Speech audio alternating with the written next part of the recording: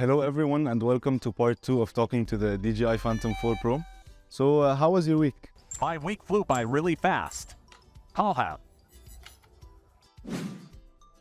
Back to business. What sensors do you have? I have many sensors, like the sensor for obstacle avoidance and the sensor for stabilization. These sensors allow me to hover in my place and keep me safe from bumping into my axe. Oops, I meant other objects. And how high can you fly?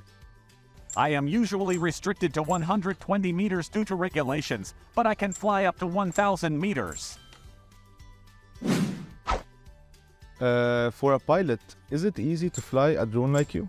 Of course, you can even fly me from 5 kilometers away. How can I get trained to fly you? The team at GIS Drones can help you with that. We have drone experts that are fun and intelligent. Like me. So how can a drone like you be used in any industry or in business? I can be used in videography and photography.